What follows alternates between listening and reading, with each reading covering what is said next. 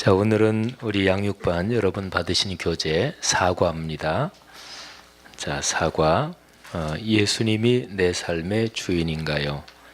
18쪽이죠. 예.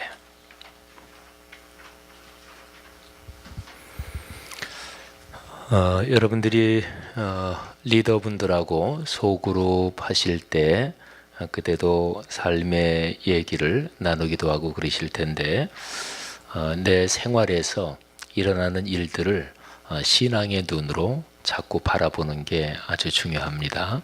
그래서 예수를 믿는 사람들도 신앙적인 시각으로 보는 훈련이 안 되면 그러면 실제 살아가는 생활이 신앙을 갖지 않은 사람들과 별반 다르지 않는 그렇게 되는 경우가 많아요.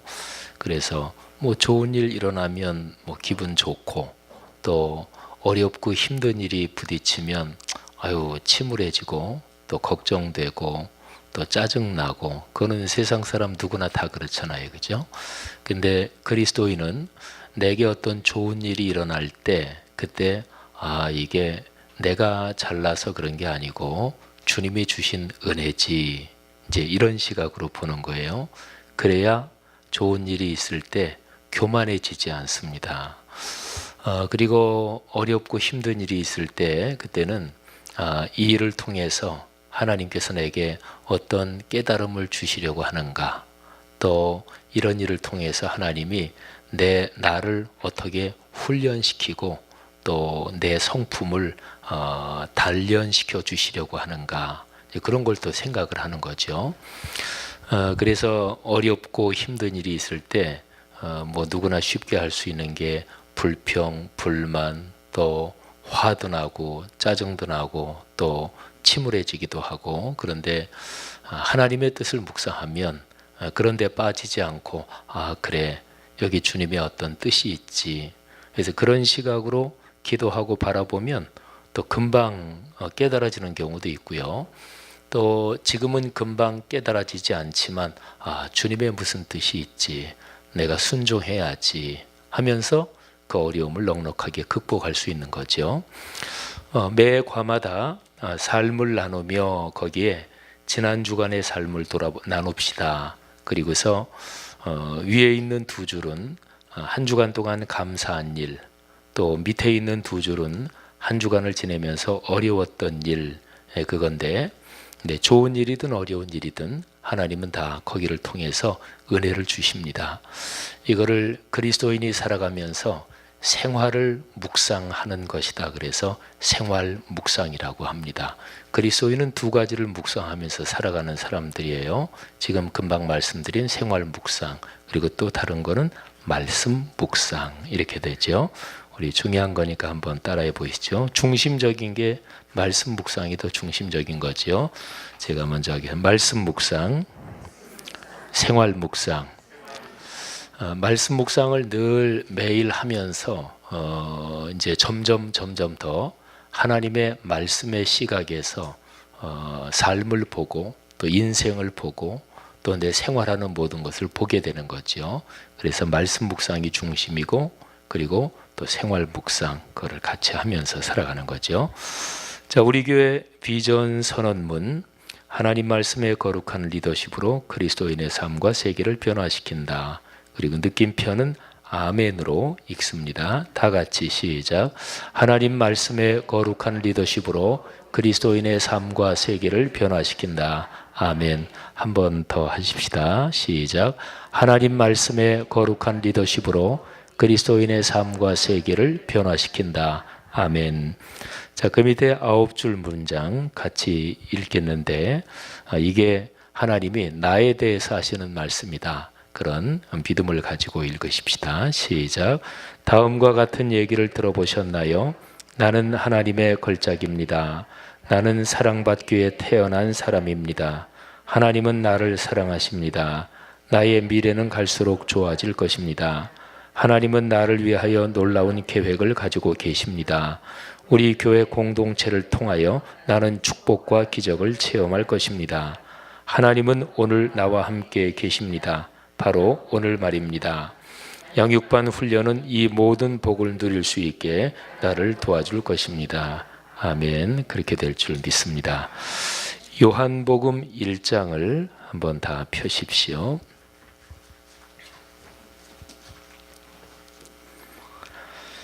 요한복음 1장 12절 말씀, 여러분이 이미 암송하는 말씀이죠. 1장 12절을 요한복음 1장 12절 말씀, 이거를 앞에도 붙이고 그 다음에 내용을 하고 그 다음에 뒤에 또 다시 요한복음 1장 12절 말씀, 이렇게 해서 우리 한번 암송해 보겠습니다. 시작. 요한복음 1장 12절 말씀, 영접하는 자 곧 그 이름을 믿는 자들에게는 하나님의 자녀가 되는 권세를 주셨으니. 요한복음 1장 12절 말씀. 아멘.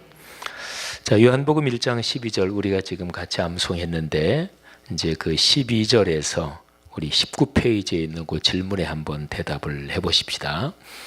자, 거기에서 영접하는 자 곧 그 이름을 믿는 자들에게는 하나님의 자녀가 되는 권세를 주셨다, 그렇게 기록이 되어 있죠. 근데 이제 거기 첫 번째 질문은 하나님의 자녀가 되는 것이 왜 권세입니까? 이게 이제 질문이에요. 한번 생각해 보십시다. 하나님의 자녀가 되는 게 왜 권세일까요? 한번 생각해 보세요. 아마 이런 식으로 생각해 보는 것도 좋을 거예요. 여러분이 자녀를 기르시면서 애들이 부모에게 뭐 맡겨놓은 것처럼 당당하게 당연히 요구하는 경우 있죠, 그죠? 그래서 야, 네가 엄마한테 뭐 맡겨놓은 거 있냐? 그렇게 너무나 당연하게, 그거는 자녀이기 때문에 말하자면 그렇게 뭐 자녀가 부모에게 뭐 맡겨놓은 게 뭐가 있겠어요? 하지만 자녀이기 때문에 부모에게 그냥 뭐 당당하게 요구하고 달라고 하고, 그게 이제 자녀의 권세입니다. 그리고 이제 우리나라에서는 대통령이 하도 인기가 없어서 뭐 인기가 뭐 많은 사람도 있고, 또 대통령에 따라서 누구는 이 대통령을 좋아하고 또 안 좋아하고 이런 선호도가 갈리지만, 하도 전직 대통령들이 또 범죄로 해서 재판도 받고 뭐 이래서 좀 비유가 적절하지 좀 않지만, 어떤 사람이 대통령이 되면 그 사람의 자녀는 대통령의 아들이 되고 대통령의 딸이 되지요. 그러면 국가의 법적으로 대통령의 가족은 법적으로 경호하게 돼 있습니다. 왜냐하면 국가의 공적인 직책인 대통령인데 그 가족이 뭐 어떤 위협을 받는다든지 또는 납치를 당한다든지, 그러면 이건 국가의 공적인 문제가 되잖아요. 그래서 어떤 사람이 대통령 당선이 된다, 당선인 신분만 돼도 그때부터 대통령 당선인도 다 경호하는 사람이 공적으로 따라붙고 또 가족들도 경호를 합니다. 그러니까 내가 어떤 사람의 자녀다, 그것은 그 자녀 자체에 이게 어떤 권세가 있는 거예요. 권리가 있는 거죠. 그런데 천지를 창조하신 하나님, 또 모든 것을 섭리하고 주관하시는 그 하나님의 자녀가 된다, 이거는 분명히 엄청난 권세일 거 아니겠어요, 그죠? 그러면 그 권세가 어떤 것일까? 그것도 한번 지금 잠깐 생각을 해보십시다. 자, 하나님의 자녀는 어떤 권세가 있을까요? 아까 제가 대통령 얘기했는데, 뭐 그냥 어떤 사람이 굉장히 큰 기업을 경영한다, 그러면 그 기업을 경영하는 오너의 자녀는 뭐 예를 들어서 거기에 기업 회장실에 이제 가는데 뭐 비서실이나 이런 데서 아유 우리 회장님 아들, 우리 회장님 딸, 그러면 뭐 회장실까지 그냥 직통으로 그냥 다 들어가겠죠, 그죠? 그러니까 하나님의 자녀가 되는 거, 그게 어떤 권세가 구체적으로 있을까 한번 생각을 해보십시오. 제가 금방 얘기했는데 하나님의 자녀니까 당연히 하나님하고 뭐 가깝게 만나고 얘기할 수 있겠죠, 그죠? 당연히 뭐 부모와 자녀는 그럴 수 있는 거잖아요. 그래서 예수께서 이제 우리에게 기도를 가르쳐 주시면서 그러니까 2000년 전에 예수님이 이 땅에 계실 때 제자들에게 기도를 가르쳐 주시면서 이렇게 얘기합니다. 하나님을 아버지로 부르라고 가르쳐 주십니다. 그러니까 이제 너희는 이제부터 하나님의 아들이고 딸이다. 뭐 이런 거죠. 근데 어떤 사람하고 제일 가까운 사람은 당연하지만 그 사람의 자녀들이 제일 가깝죠. 그죠? 뭐 부부지간도 그럴 하여튼 가족이 제일 가깝잖아요. 그러니까 우리가 하나님의 자녀가 된다. 거기에서 여러 가지 권세가 많은데 제일 커다란 권세 몇 가지 중에 하나는 아버지인 하나님께 기도할 수 있다는 거죠. 기도는 근본적으로 하나님과 만나는 거예요. 그러니까 하나님을 만날 수 있다. 이런 거죠. 또 하나님의 자녀에서 뭐 가장 본질적인 어떤 권세는 하나님의 자녀는 하나님의 집에 들어갈 수 있습니다. 그러니까 하나님의 집. 그거는 이 세상에 살 때 우리가 육신의 생명을 가지고 이 세상에 살 때는 하나님의 집. 그거는 예배의 자리를 말하는 것이고 교회 공동체를 말하는 것이라고 보면 되고요. 우리가 육신의 생명이 이제 다하고 그리고 영원한 나라에 들어갈 때 그는 그야말로 영원한 천국, 그 하나님의 집에 우리가 들어갈 권리가 있는 거죠. 왜? 우리는 자녀니까. 바로 오늘까지 해서 어떤 장례가 있었는데 우리 교회 사무장 그 박규아 집사님 어머님이 소천하셨어요. 근데 연세가 100세셨어요. 그러니까 1919년생. 그러니까 우리 나이로 100세죠. 참 장수하셨죠. 또 참 신앙도 좋으신 분이었는데 어쨌든 그리스도인이 이 세상에서 살다가 이 세상을 떠나는 것은 영원한 하나님의 집에 들어가는 것입니다. 그 외에도 성경은 하나님이 우리의 아버지가 되시기 때문에 우리가 삶의 길을 걸어갈 때 하나님이 우리에게 관심 가지시고 또 우리를 보호하시고 우리와 동행하시고 뭐 이런저런 여러 가지 복이, 그러니까 권세가 기록이 되어 있습니다. 어쨌든 하나님의 자녀가 되는 것은 권세다. 또 권세에는 여러 가지 것들이 있다 그런 거죠. 첫 번째 거기에서 질문이 또 하나 있죠. 이 질문이 사실은 중요합니다. 당신은 하나님 자녀의 권세를 누리고 있습니까? 자, 이 질문에 대해서 한번 잠시 동안 지금 자기에게 스스로 물어보세요. 나는 하나님 자녀의 권세를 누리고 있는가? 자기가 가지고 있으면서도 누리지 못하는 게 있어요. 제가 지금 마이크를 들고 있잖아요. 저는 이제 목사니까 이제 마이크를 들고 마이크를 사용하는 거에 꽤 익숙한 사람이에요. 저보다 아마 마이크 들고 사용하는 게 더 익숙한 사람은 뭐 방송인, 연예인, 뭐 또는 가수 이런 사람은 우리 목회자들보다 마이크 사용하는 게 더 아주 프로겠죠. 근데 우리 같은 목사들도 마이크를 잡고 사용하는데 굉장히 능숙한 편입니다. 또 저는 이제 성대가 사실은 그렇게 강한 편이 아니기 때문에 제가 마이크를 충분히 잘 사용하거든요.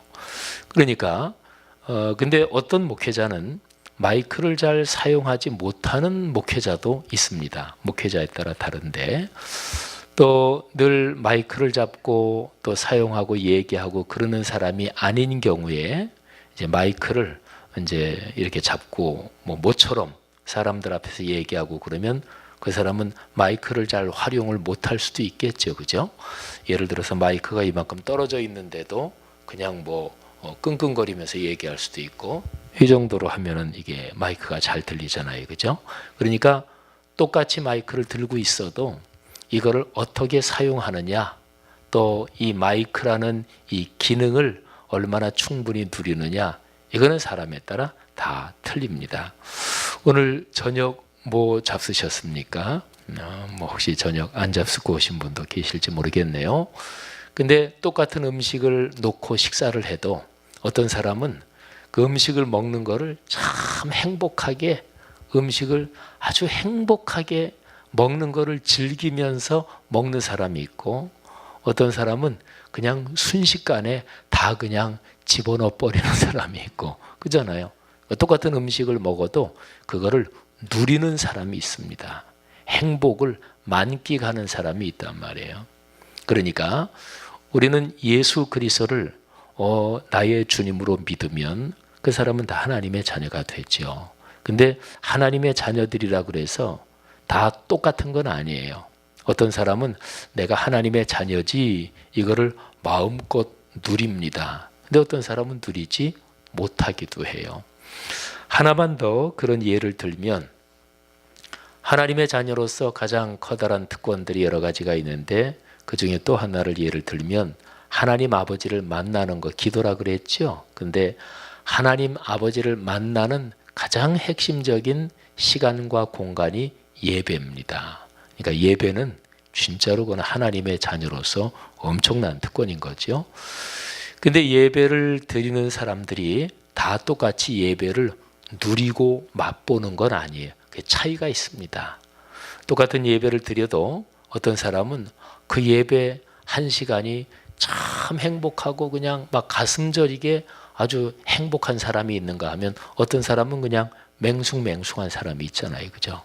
근데 예배를 누릴 수 있는 여러 가지 방법이 있는데 그중에 가장 간단한 거 하나만 말씀드리면 예배는 언제 예배를 시작하는 거는 교회 와서 이제 딱 11시 예배 또는 7시 반 예배 그때 시작되는 게 아니고요. 집에서 나올 때부터 예배가 시작되는 거예요.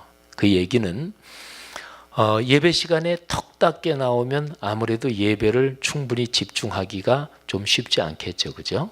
좀 적어도 10분 전에는 예배의 자리에 나와서 이렇게 앉아서 조용하게 준비하고 그래야 예배를 좀 더 충분히 누릴 수 있습니다. 그리고 예배 끝나고 내가 다른 약속을 하는데 예를 들면 예배 끝나고 내가 저기 뭐 강남 청담동이나 또는 뭐 저기 광화문이나 거기에서 11시 예배 끝나고 내가 한 11시 한 40분에 약속했다. 그러면 그 사람은 벌써 예배를 누리지 않기로 작정한 거예요. 그잖아요. 11시 예배가 한 12시 한 10분이나 돼야 끝나고 또 이렇게 나오는데 그러면 한 30분 만에 뭐 광화문이나 청담동을 가려면 바쁘잖아요. 그죠? 그러면 만일에 차를 가지고 왔다. 그러면 주차장에서 차 빨리 뺄라 그럴 거 아니겠어요? 그러면 차가 뭐 서로들 나가는데 내가 좀 빨리 가려고 그러고 그러다 이제 차 빼면서 신경질 나고 이러는 거죠. 그러니까 예배는 교회 와서 그때 시작되는 게 아니에요. 내가 집에서 나올 때 또는 예배 끝나고 바쁘게 시간 일정을 잡으면 그거는 벌써 예배를 충분히 맛보지 못하는 거예요. 이미 그런 거예요. 그래서 예배를 아주 충분히 맛보는 것 중에서 아주 좋은 간단한 방법 하나는 예배 끝나고 천천히 나가는 거예요. 어떤 약속이 뭐 또 어디 갈 일이 있으면 모르겠지만 그렇지 않으면 예배 끝나고 좀 천천히 나오시는 거예요. 급하게 나오지 말고. 근데 2부 예배 끝나고 급하게 나오는 거는 이유가 있긴 있죠. 저도 압니다. 빨리 나와야 식당에서 줄 빨리 길게 안 서고 빨리 밥 먹으니까. 근데 밥 잡수시러 교회 나오신 거 아니잖아요. 그죠? 점심시간이 됐으니까 밥도 먹긴 먹어야 되겠죠. 당연히. 근데 밥 먹는 거, 예배 드리는 거, 더 중요한 건 예배 드리는 거잖아요. 그죠? 그러니까 어떤 예배든지 예배 끝나고 바로 일어나서 빨리 나오는 게 습관이 된 사람은 은혜를 많이 받지 못합니다. 그건 아주 안 좋은 습관이에요. 길 건널 때 신호등 거기서 이제 빨간불이다 그러면 근데 길에 아주 바짝 서 있는 사람이 있어요. 그 사람은 인생 살아가면서 사고 날 확률이 많습니다. 이번에 미국에서 자율주행 자동차 테슬라 운전기사 없이 전자동으로 해서 혼자 가는 자동차 있잖아요. 그 자동차가 보행자를 치었어요. 이번에. 그것 때문에 테슬라에서 자동차 시험하던 거 전부 다 중단하고 검토하고 그랬어요. 근데 보행자를 쳤는데 뭐 건너는 사람을 친 게 아니라 횡단보도 거기에 이렇게 길 옆에 서 있는 사람을 쳤어요. 그래서 뭐 그걸 다시 한번 왜 그랬는지 분석하고 그런다 그러는데, 그러니까 습관이 길을 건널 때 횡단보도 앞에서 가능한 대로 길에 이렇게 여기가 길이라면 여기에 파투 서 있는 사람은 그 사람은 인생 살아가면서 자동차에 치일 확률이 확률상으로는 더 높겠죠, 그죠?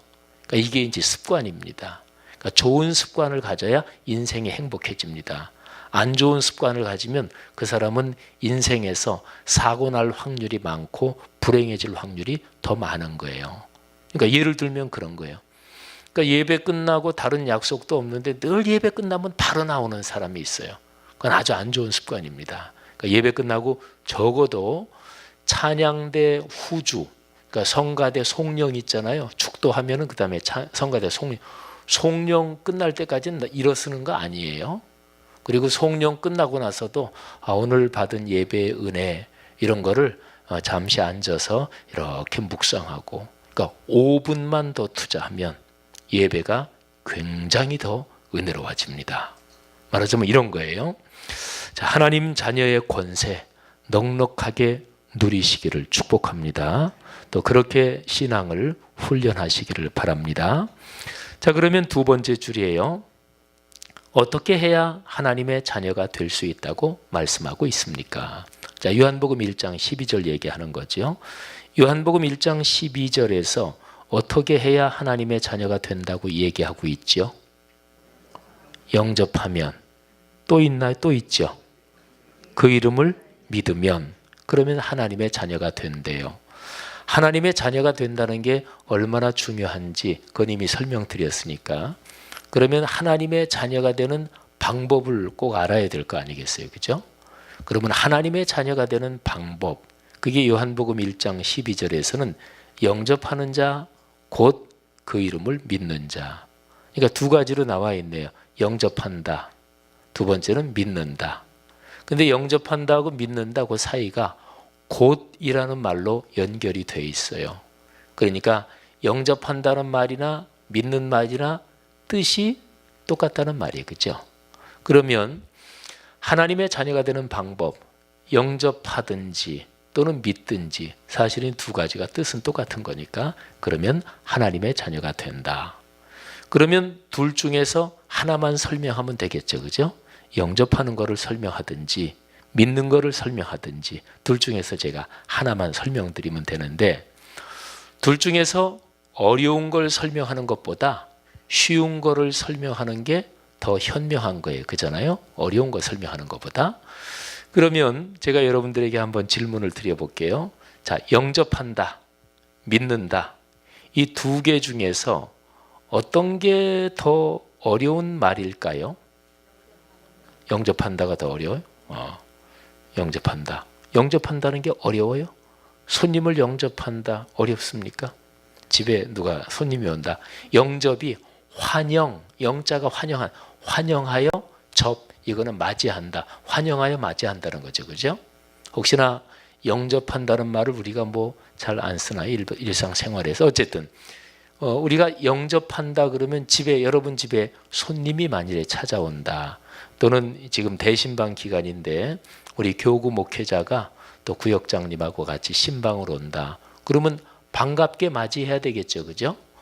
예를 들어서 대개 이제 신방하면 시간 약속을 하잖아요. 집사님 몇 시 정도 갈게요. 그런데 그 올 시간까지 그냥 세수도 안 하시고 방도 안 치워놓고 그러면 그 영접하는 자세 아니죠. 그죠? 미리 청소도 해놓고 그리고 또 뭐 세수도 하고 또 이쁘게 차려입기도 하고 또 오면은 차 대접할 것도 미리 준비해놓고 과일도 미리 준비해놓고 또 올 시간이 되면 문을 기왕이면 좀 열어놓는 게 더 좋겠죠. 그죠? 문을 예를 들어서 닫아놓고 있다가 초인종 누르면 벨을 누르면 한 뭐 5분 그냥 천천히 그냥 그런 건 영접하는 자세가 아니죠. 그러니까 손님이 온다. 그러면 영접한다. 이 영접한다는 단어 자체, 제가 단어를 묻는 거예요. 단어의 뜻이 영접한다는 말하고 믿는다는 말하고 둘 중에서 어떤 단어의 뜻이 더 어려운가? 이제 그거를 제가 묻는 거예요. 근데 지금 영접한다. 이게 더 어렵다 그러셨는데, 근데 제가 지금 말씀드린 것처럼 누가 온다, 영접한다. 이게 단어가 어려운 단어는 아닐 것 같은데요. 자, 믿는다는 단어가 쉬운가요? 어떻습니까?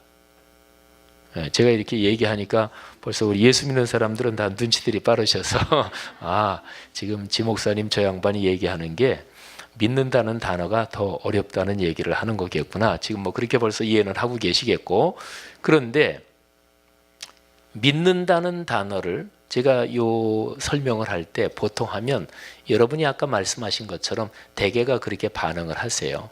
그러니까 믿는다는 단어는 쉽다고 생각을 보통들 해요. 왜 그럴까요? 신앙생활하면서 그 단어를 너무나 많이 들으니까, 그죠? 근데 실제로 그 단어를 설명해 보십시오. 그러면 믿는다는 단어를 설명하기가 쉽지 않아요. 영접한다, 믿는다. 영접한다는 제가 조금 전에 설명드렸잖아요. 집에 누가 손님이 오면 반갑게 맞이하는 거예요. 뭐 반갑게 맞이한다 그렇게 설명하면 되잖아요.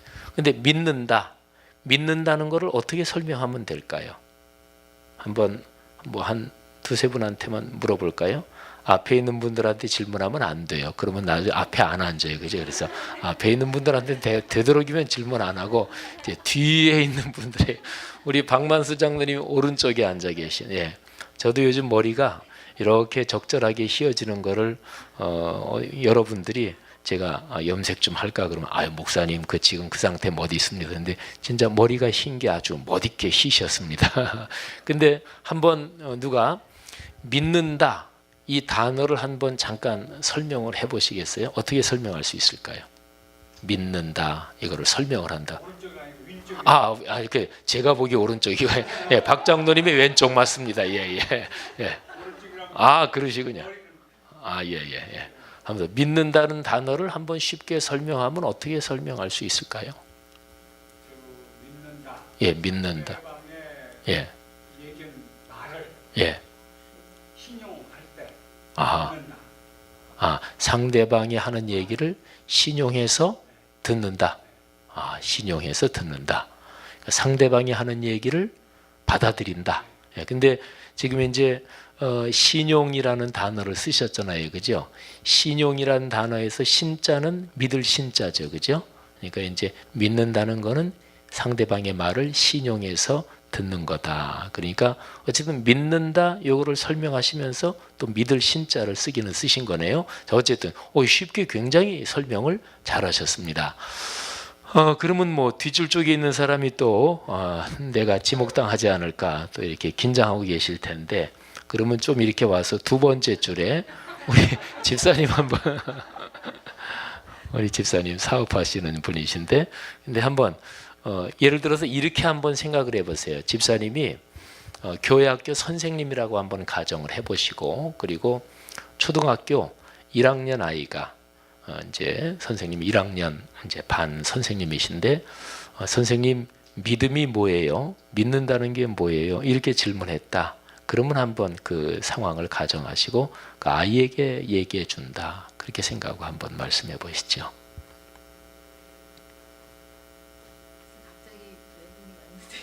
갑자기 멘붕이 오셨대요. 근데 애들이 그렇게 물어볼 때 좋은 방법이 있긴 해요. 크면 알아. 이렇게 하면 돼요. 아니면 너는 그런 걸 선생님한테 묻냐 전도사님한테 묻지. 어쨌든 한번 그렇게 한 편하게 조그만 아이한테 설명하는 거니까. 너가 말하기 창피한 것들이나 속상한 일이나 예. 그런 것들을 편하게 말하고 그런 거라고 설명을 네가 속상한 일이 있잖아. 또 창피한 거 있잖아. 그런 거를 편하게 얘기할 수 있는 거야. 뭐 이런 건가요? 그런 이제 약속을 지켜줄 수 있는 그러니까 나의 그런 뭐라 그래야 되지? 아이들이 치부라는 애들은 쓰진 않겠지만 그렇죠. 생각은 나진 않는데 너의 그런 것들도 다 이렇게 묻어줄 수 있는 그런 분. 그런 것들이 믿음이 아닐까. 그래요. 설명을 하여튼 뭐 독특하게 뭐 쉽게 이렇게 하시면서 네가 부끄럽고 그런 걸 누구한테 얘기하면 저분한테 얘기하면 절대로 다른 사람한테 얘기 안 할 거야. 뭐 이런 얘기죠. 말씀하신 예. 그래요. 제일 앞에 있는 분들을 또 전혀 안 시키면 또 앞에 앉아 있는 분들 중에서 그런 분도 있어요. 나는 시켜주는 게 좋은데 이런 사람이 있어요. 우리 여기 자매 교회학교 교사 교사시죠? 지금 몇 학년 교사? 아 유치부 어린 사무엘 그러니까 5세 6세죠. 6, 7세. 그러면 그 아이들한테 그 아이들도 뭐 그런 질문할 수 있죠, 그죠? 그러면 여기는 뭐 교회학교 선생님이니까 한번 얘기를 해보세요. 그 6, 7세, 뭐 7세 요즘은 뭐 6, 7세 애들 다 똑똑하고 다 또 여자친구도 있고 남자친구도 있고 그렇더라고요. 그런 것 때문에 막 속상해도 하고 막 이러더라고요. 어쨌든 그러면 믿음이라는 게 아이가 만일에 질문했다. 선생님 믿음이 뭐예요? 그럼 어떻게 설명을 하시겠어요? 선생님이 말했을 때 그러니까 선생님의 말을 듣고 아 맞다 그렇구나 라는 마음이 드는 선생님이 너한테 말했을 때 아 맞다 그렇다 이런 마음이 드는 게 믿음이다. 역시 다르죠, 그죠? 역시 달라. 자, 물론 제가 지금 세 분한테 갑자기 질문을 드렸기 때문에 그렇지만 믿음이라는 단어는 설명하기가 쉽지 않아요. 그리고 저는 이제 목사니까 신학을 공부했잖아요. 신학적으로 교리적으로도 믿음이라는 단어를 아주 쉽고 정확하게 설명하는 게 쉽지 않습니다. 왜냐하면 여기 지금 앞에 여기 차가 있잖아요. 여기에 이제 여기 커피가 있는데, 근데 커피 이 단어를 생각해 보세요. 그러면 금방 커피는 물건이잖아요, 그죠? 그러면 뭐 이런 일회용 컵에 담긴 커피든 아니면 원두 커피를 내리는 거든 또는 멋진 잔에 담긴 거든 하여튼 커피 하면은 머리에 그림이 떠오르잖아요, 그죠? 물건이 떠오르잖아요. 근데 믿음은 그런 게 아니죠, 그죠? 믿음은 그 단어 자체가 어떤 물건을 가리키는 게 아니에요. 정신의 상태를 가리키는 거란 말이에요, 그죠? 그러니까 어떤 단어를 들었을 때 쉽다 그런 거는 물건이 떠오르는 건 쉬워요. 자동차 아시잖아요, 그죠? 뭐 큰 차도 있고 작은 차도 있고 어쨌든 자동차, 비행기, 뭐 손자 이런 거는 다 딱 단어를 떠올리면 뭐 대상이 금방 이 상이 떠오르잖아요. 근데 믿음 이건 아니잖아요, 그죠? 용기 이것도 아니잖아요. 그러니까 그런 정신의 상태를 나타내는 단어가 더 어려운 거고요. 자, 영접한다. 요거는 뭐 꽃이다, 커피다 이건 아니지만 우리가 일상생활에서 영접한다. 그러면 이거는 뭐 손님을 반갑게 맞아들인다 이런 거니까 믿는다는 단어보다 사실은 더 쉽습니다. 그러니까 믿는다는 단어를 한번 제대로 설명한다는 게 상당히 힘들어요. 근데 아까 역시 선생님이시니까 우리 설명을 잘 하셨는데 제가 이제 믿는다는 단어를 조그만 아이들한테 설명하면 이런 식으로 설명해도 좋을 거예요. 설날이나 어떨 때 이제 세뱃돈을 받잖아요. 근데 이제 아이한테 믿음이 뭐냐고 이제 아이가 물어봤을 게 그래. 선생님이 설명을 해줄게. 너 설날이면 세뱃돈 받지? 받아요. 그러면 너 세뱃돈 그거 어떻게 엄마한테 맡겨? 요즘 애들은 안 맡겨요, 그죠? 안 맡기고 자기가 가지고 있든지 어쨌든 너 엄마한테 왜 안 맡겨? 엄마한테 맡기면 안 줘요. 그러면 너 할머니한테 맡기면 할머니는 줘? 할머니들은 되게 줘요, 그죠? 할머니들은 맡긴 것보다 더 많이 줘요, 그죠? 여기 있는 할머니들 복이 있기를 바랍니다. 엄마들은 안 줘. 그래, 진짜 안 준다고 말하고 뺏지는 않죠, 그죠? 이거 엄마가 다 저금했다가 너 나중에 뭐 예를 들어서 대학 갈 때 또는 조그만 유치원 아이한테 너 나중에 시집 갈 때 줄게. 시집 갈 때 그 돈을 주는지 어떤 돈을 주는지 어떻게 알아요, 그죠?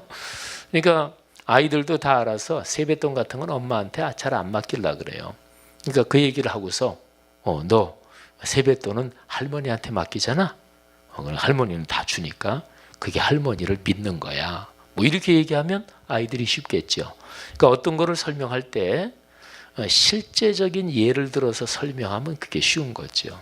자, 그러면 제가 믿음이란 단어를 설명을 한번 해보도록 하겠습니다. 믿음이란 단어 어려운 거니까 좀 쉬운 거 설명한다 그랬죠. 영접한다는 말로 제가 설명을 할게요. 자, 예수 그리스도 그 이름 예수 그리스도를 믿으면 하나님의 자녀가 돼요. 또는 영접하면 하나님의 자녀가 돼요. 근데 두 단어 중에서 영접한다는 단어가 쉬운 거니까 쉬운 걸로 설명하는 게 좋잖아요. 그죠? 자, 영접한다. 반갑게 맞아들인다. 누구를? 예수님을 반갑게 맞아들이는 거예요. 근데 하나 어려운 점이 있어요. 예수님이 우리 눈에 지금은 안 보인다는 게 어렵습니다. 그죠? 2000년 전에 예수님이 살아계실 때는 당연히 우리처럼 사람 몸을 입고 계셨으니까 보였겠죠. 근데 지금은 예수님이 안 계셔요. 그래서 이렇게 한번 가정을 해보세요. 예수님이 실제로 제가 지금 앞에 있고 여러분들이 지금 앉아 계신 것처럼 예수님이 실제적으로 우리 집에 찾아오셨다. 이렇게 가정을 한번 해보세요. 가정을 하는 거예요. 실제로 찾아오셨다. 그런데 여러분이 이제 예수님을 얼마나 반갑게 집으로 맞아들일 건지 그걸 한번 생각하는 거예요. 여러분들이 집에 혼자 계신데 근데 이제 초인종 소리가 벨 소리가 들리는 거예요. 그래서 이제 누구세요? 하고 물어봤어요. 그랬더니 소리가 들리기를 아, 나 예수다. 이런 대답이 들리는 거예요. 자, 예수님이 오신 거예요. 그죠? 그러니까 이런 상황을 가정했을 때 자, 뭐 예수님이 오신다고 예고하신 건 아니고 근데 그냥 뭐 아침 나절에 뭐 이제 여자분들 같은 경우에는 뭐 애들 학교 보내고 남편 직장 가고 뭐 설거지도 해놓고 좀 쉬고 있는데 초인종 소리가 들려서 아 누구세요? 그랬더니 아 나 예수다. 자 요까지. 자 요 상황에서 우리 이제 아까 질문했으니까 이거는 어려운 질문 아니니까 자 어떻게 하시겠어요? 그 소리 아 나 예수다. 예. 반갑습니다. 예, 어쨌든 지금 인터폰으로 하는 거니까 나 예수다 그러 반갑습니다. 그러고 나서 어떻게 하시겠어요? 아니 사랑합니다가 아니고 그건 예수님 사랑하는 건 알겠는데 문을 열어줘야죠. 예. 그러니까 이제 인터폰 지금 저기 한 거니까 뭐 요즘 아파트 같은 데서는 문 열리는 거 이렇게 꼭 삥 누르면 이제 저 밑에 현관문이 열리더라고요. 그래서 문을 열어드린다. 어쨌든 쉽게 얘기하면 예. 뭐 좋은 얘기인데 제가 다시 한번 얘기하면 예수님이 실제로 눈에 보이게 찾아오신 거예요. 근데 제가 하나 이제 집사님께 질문을 드리면 지금까지 살아오시면서 예수를 믿어오시면서 또는 살아오시면서 예수님이 직접 그렇게 댁에 집에 찾아오신 적이 혹시 있으십니까? 왜 이렇게 심각하지? 예수님이 찾아오신 적이 있어요? 그러니까 실제로 말이에요. 제가 다른 얘기하는 게 아니라 실제로 눈에 보이게 옆에 지금 여기 어린 사무엘 선생님이나 여기 지목사가 있는 것처럼 이렇게 보이게 찾아오신 적은 없으시죠? 근데 어느 날 집에 이렇게 있는데 소리가 들려서 누구세요? 그랬더니 나 예수다. 그러면 예수님 반갑습니다. 그리고 이렇게 문을 열어드려요? 실제로 그런 일이 일어났다면? 그러시다. 그러면 어쨌든 그렇고 우리 여기 옆에 계신 분한테 놀랜다. 그러게 한 번도 그런 일이 없으니까 자 놀랜다. 그 다음에 그래서 어떻게 해요? 놀래서 왜 안 열어주시는 거죠? 확인이 요즘 아파트 보면 화면으로 보이죠, 그죠? 근데 예수님 얼굴 보셨어요? 그리고 그 화면으로 확인이 안 되죠, 그죠? 예수님 얼굴이야 뭐 영화 배우 얼굴이지 뭐 그게 그잖아요. 그러면 어떻게 하시겠어요? 나 예수다 그랬는데 여기 이제 무슨 얘기인지 아시겠죠, 그죠? 여기 집사님 훨씬 더 실제적으로 실제 상황으로 그런 일이 일어났다 그러면 문을 못 열어드릴 것 같다. 그리고 인터폰으로 확인 가면서 그건 영화 배우 얼굴이지 확인도 안 되고 그죠? 그러면 어떻게 하시겠어요? 계속 나 예수다 그렇게 얘기하는 사람이 거기 서 있는데 어떻게 하시겠어요? 신랑한테 아주 정답이 나오네. 그러니까 제가 지금 말씀드린 게 지금 정확하게 말씀하셨는데 상황이 어쨌든 예수님은 뭐 성경에서 예수님은 남자였잖아요, 그죠? 혼자 집에 있는데 어떤 누구 벨소리가 들려서 누구십니까? 그랬는데 어떤 남자 목소리가 나 예수다 그런 거예요.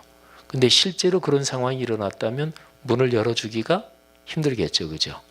누군지 알고 문을 열어줘요, 그잖아요. 그러니까 예수님이 내 마음의 집에 찾아오셨다 이거 아니에요. 예수님이 내 영혼의 집에 찾아오셨다 이거 말고 실제로 혼자 집에 있는데 어떤 남자가 나 예수다. 그런데 반가워요. 어서 오세요. 이럴 수 없잖아요. 그죠? 실제로 그런 상황이 벌어졌다면. 자, 그런데 어떻게 확인이 됐든지 간에 진짜로 예수님께 확인이 됐다. 이렇게 한번 가정을 해요. 또 진짜로 예수님 진짜로 맞으시다. 이렇게 확인이 됐다. 그러면 당연히 열겠죠. 그죠? 진짜로 확인이 돼서 예수님 맞다. 그러면 문을 열었어요. 뭐 아파트 문 앞에 바로 와서 눌렀든지, 그래서 아니면 뭐 단독주택 살면 뭐 문을 두드리면서 진짜로 예수님이 확인이 됐다고 가정하고, 그래서 문을 열었어요. 그래서 굉장히 반가워서 뭐 우리는 다 주님을 믿는 사람으로서 주님 사랑합니다, 감사합니다. 그래서 어서 들어오십시오. 그럴 거 아니겠어요. 근데 들어오시라고 그러는데 예수님이 이렇게 말씀하시는 거예요. 잠깐, 내가 내 집에 들어가기 전에 꼭 할 말이 있다. 근데 너무나 반가워서 빨리 들어와서 말씀하세요. 그런데 예수님이 안 들어가시고 그냥 아니야, 내가 꼭 들어가기 전에 할 말이 두 가지가 있다. 그러시는 거예요.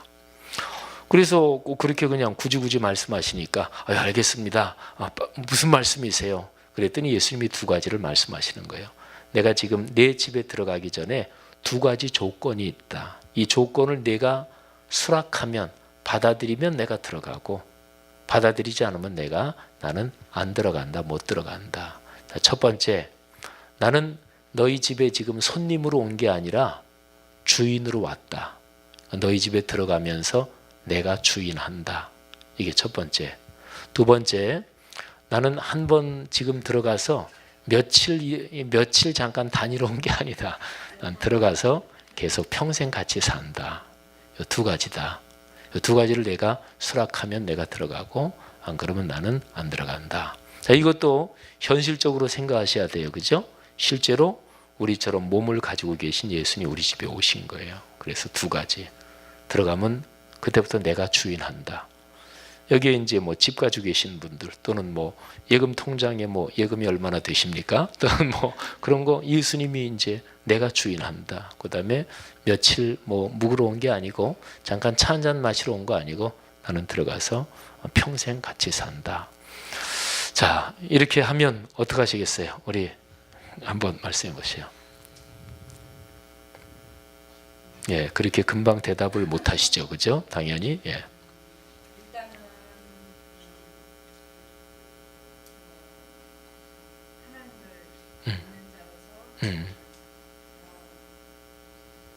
지금 마음 같아서는 온전히 받아들이고 예, 뭐 들어와서 주인하십시오. 또 평생 주님 우리 집에서 같이 사세요. 지금 같아서는. 그리고 또 1단은, 2단은 또 어떻게 될지 모르겠지만 일단은 뭐 그렇게 여지를 좀 남겨놔야. 자, 그러면 우리 여기 앞에 계신 분 한번 어떻게 하실 것 같아요? 그러면 두 가지를 예수님이, 나는 들어가면서부터 내가 주인이다. 또 한 번 들어가서 나는 평생 같이 산다. 그러면 어떻게 하실 것 같으세요? 너무 감사히 맞이하고요. 너무 감사히 맞이하고, 예. 지금부터 영원토록 모시고 산다. 네, 예.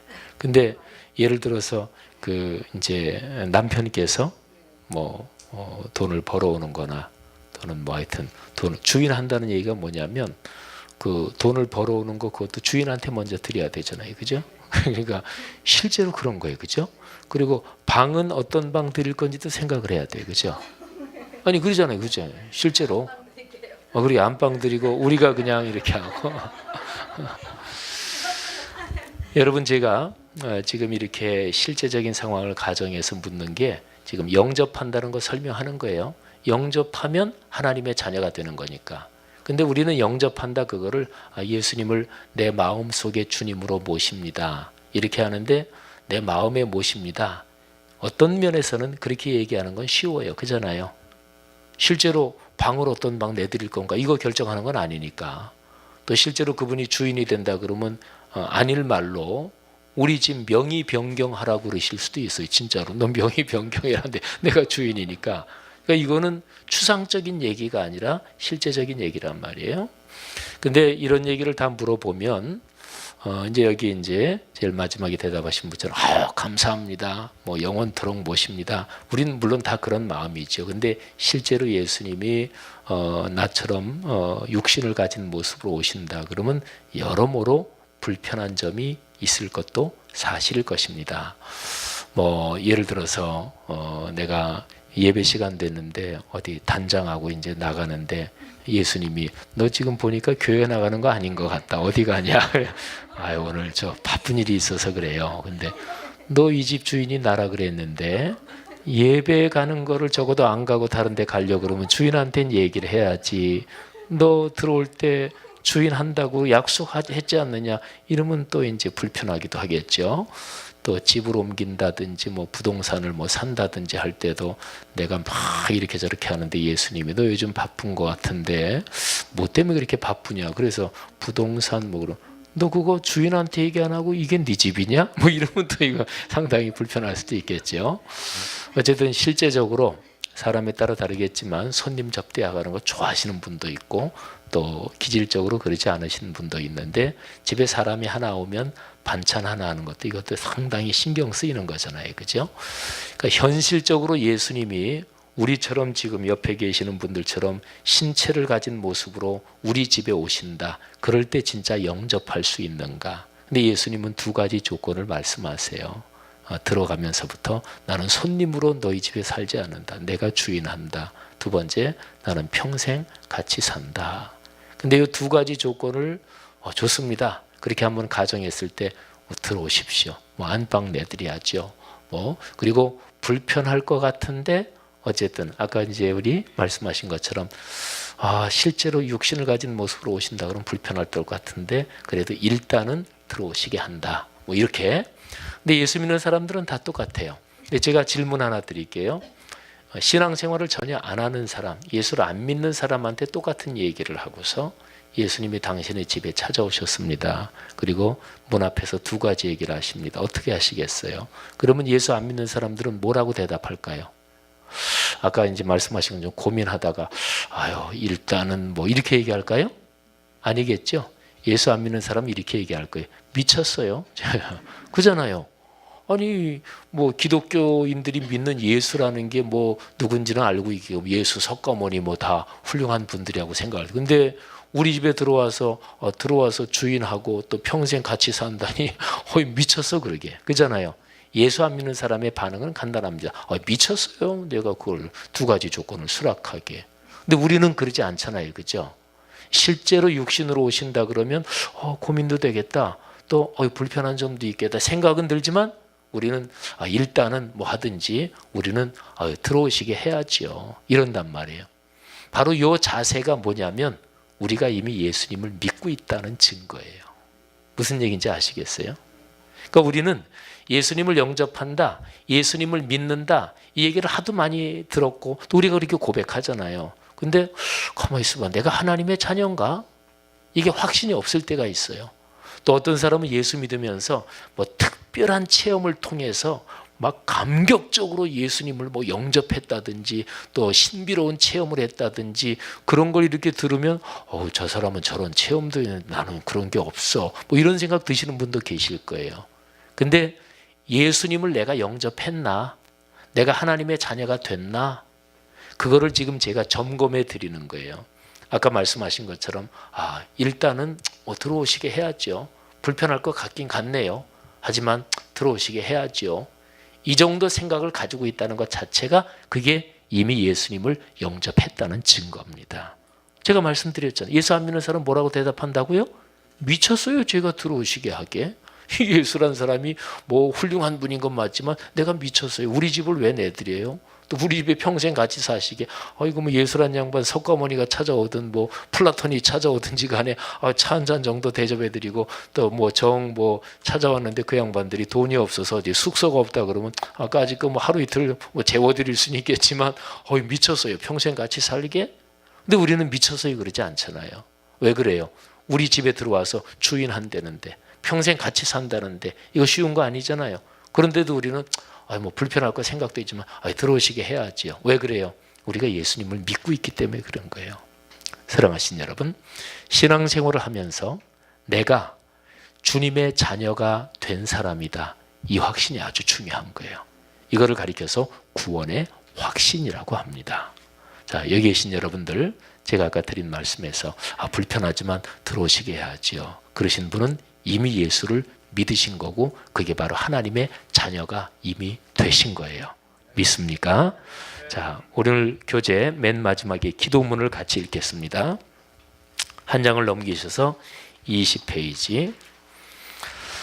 자, 이 기도문은 예수님을 주님 제 마음으로 들어오십시오. 제 인생에 들어오십시오. 제가 주인으로 모십니다. 그리고 저희 집에 떠나지 마시고 영원히 사십시오. 이렇게 영접하는 기도문인데 아까 제가 말씀드린 것처럼 이미 예수님을 나의 주님으로 모신 우리들이 다시 한번 확인하면서 기도하는 거예요.